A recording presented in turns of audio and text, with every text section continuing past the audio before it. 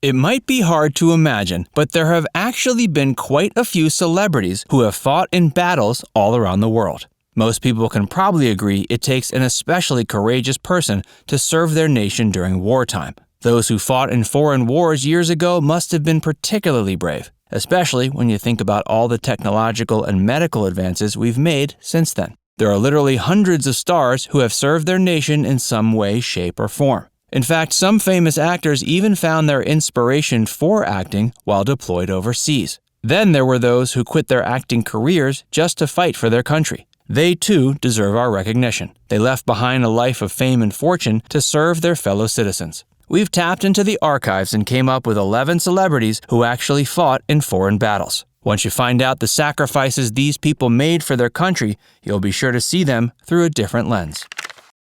Kirk Douglas sustained injuries while aboard a ship hunting for Japanese submarines. Kirk Douglas initially failed his dexterity test, but that didn't stop him. He went to Notre Dame to join the Navy instead of the Air Force. During his time in the Navy, he served as a gunnery and communications officer aboard the USS PC-1139. In 1943, on a mission to search for a suspected Japanese submarine, Douglas was injured by a crew member's accidental detonation of a depth charge near their ship. The crewmen had only intended to fire a depth charge marker, but once the mistake had been made, there was no undoing it. Douglas was violently thrown up against the ship and sustained severe abdominal injuries. In 1981, his prolific acting and military careers were both celebrated when he received the Presidential Medal of Freedom, the highest honor awarded to a civilian in America. Tony Bennett served in France and Germany during World War II. Tony Bennett's career began when he served in the Army during World War II. He enlisted in the war towards the end. He was an infantryman for the 63rd Infantry Division. Their role was to fill in for the heavy casualties sustained on the war's front lines in France and Germany. Bennett was one of those brave soldiers sent to the front lines. After the war, he said that his experiences in the war are what motivated him to become a pacifist and devote his life to music. He just wanted to bring joy to the world. Bennett is also remembered for his role in the liberation of a German concentration camp, as well as his 20 Grammy Awards, 2 Emmys, and a Grammy Lifetime Achievement Award. Oliver Stone requested combat duty while in Vietnam. Most of us know Stone as an award-winning filmmaker. He's brought us such unforgettable films as Platoon, Born on the 4th of July, and Scarface. But he's also a Vietnam veteran. He enlisted in the Army in 1967 and specifically requested active combat duty. While serving, he was injured in combat on 2 different occasions. He was transferred in 1968 to the 1st Cavalry, a platoon with specialty long-range reconnaissance training. After 15 months of high-stakes service to his country, he was discharged and decorated with a Purple Heart with an oak leaf cluster, denoting 2 distinct awards. Additionally, he was adorned with a Bronze Star with a V device, celebrating his extraordinary acts of valor, and a Vietnam Service Medal. Jimmy Stewart flew 20 combat missions in World War II. Jimmy was an aspiring actor in the early 30s, but by the end of the decade, he would also be a soldier. After starring in hit films like Mr. Smith Goes to Washington and It's a Wonderful Life, he left acting to join the Army Air Corps. After enlisting, he became a World War II bomber pilot. Stewart flew a B-24H with the 703rd Bomb Squadron. Throughout his service, he flew in 20 combat missions, which included battles at German air bases, oil refineries, and ammunition bases. Once the war was over, Stewart stayed on the reserves list. In 1959, he was promoted to the rank of Brigadier General. He flew his last mission in 1966 during the Vietnam War. Gene Roddenberry flew in 89 Air Force combat missions. Most people associate Roddenberry with the sci-fi franchise he created. But before he introduced the world to Star Trek, he was a fighter pilot for the Air Force who served in World War II. Roddenberry made the decision to enlist after the events that transpired at Pearl Harbor. He was commissioned in 1942 and was posted to the Pacific Theater of Operations. There he joined the 394th Bomb Squadron. During his time in service, he flew a startling 89 combat missions. These missions were often quite dangerous. Roddenberry achieved the rank of captain and was decorated with the Flying Cross and the Air Medal. After the war was over, he became a commercial pilot before finding success in the entertainment industry with his groundbreaking screenwriting. James Doohan was shot multiple times on D-Day. Speaking of Star Trek, before James Montgomery Doohan was Scotty, he was a lieutenant in the Canadian Royal Army and served in World War II. On D-Day, Montgomery helped his fellow soldiers navigate through a deadly minefield on Juno Beach. During that battle, he was shot multiple times, but somehow managed to survive. He was shot 4 times in one leg, and another shot took off one of his middle fingers. Another bullet hit him directly in the chest, but he was saved by a silver cigarette case in his pocket. Unfortunately, the shots all came from a soldier on his side, who apparently forgot for a moment who the enemy was.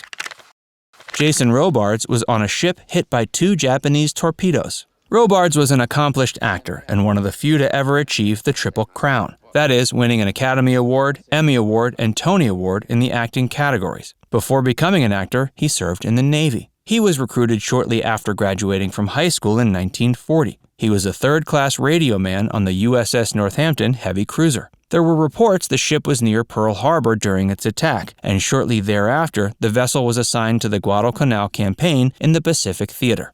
During the Battle of Santa Cruz, Robards' ship was hit by 2 long-range Japanese torpedoes. Despite sustaining injuries, Robards managed to survive the attack by treading water until he was saved by a U.S. destroyer ship hours later. After serving on the USS Northampton, he continued his service on the USS Nashville. It was while he was on this ship that he discovered his love for acting. Legend has it the acting spark was ignited within him after reading through a script of Eugene O'Neill's stage play, Strange Interlude. Mel Brooks disarmed bombs for the Army. Brooks was just as good at defusing bombs as he was at making us laugh. During World War II, he served in the 1104th Engineer Combat Battalion. His unit was tasked with deactivating landmines while avoiding sniper fire, clearing blocked roads, and building bridges. Brooks would use comedy to keep morale up. After finishing his tour of duty, Brooks went on to become one of the most successful filmmakers of his generation, earning himself a Tony, Oscar, Grammy, and numerous other awards.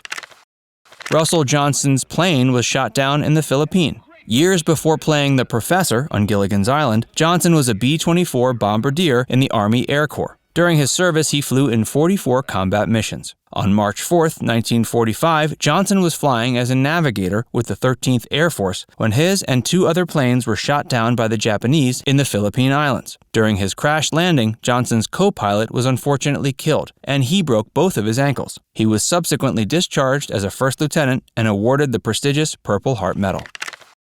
James Arness was wounded in Anzio, Italy in World War II. Not long before taking the lead on Gunsmoke, James Arness served as a rifleman in the Army during the Second World War. Arness enlisted in the Army in 1943. He had wanted to be a naval fighter pilot, but was turned down because of his height. After being assigned to the 2nd Platoon E Company, he was sent to the beach of Anzio, where he took part in the infamous Battle of Anzio. The battle raged on from January 22nd to May 29th of 1944. During the battle, Arness sustained heavy fire to his legs by German machine gun fire. His wounds were so serious, he had to be evacuated and was in recovery for more than a year and a half before being discharged. His injuries would cause him to suffer for the rest of his life and left him with a limp. Arness was also awarded the esteemed Purple Heart and Bronze Star. James Garner received 2 Purple Hearts during the Korean War. Before pursuing acting, Garner was a member of the Oklahoma National Guard before serving in the U.S. Army. During his 14-month service to the nation, he fought as a rifleman for the 5th Regimental Combat Team in Korea. He was wounded twice during his service. The first time, the injury was a result of a mortar round detonation, leaving him with shrapnel embedded in his hand and face. The second time he was wounded was in a friendly fire incident that left him with a bullet in his butt. For his service in the war, Garner was awarded 2 Purple Hearts in addition to numerous other honors.